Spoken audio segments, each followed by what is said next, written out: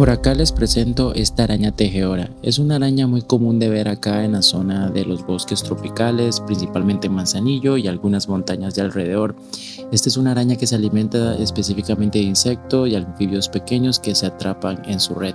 Normalmente se mantiene muy cerca de su red para estar atento cuando algún animal queda atrapado en ella.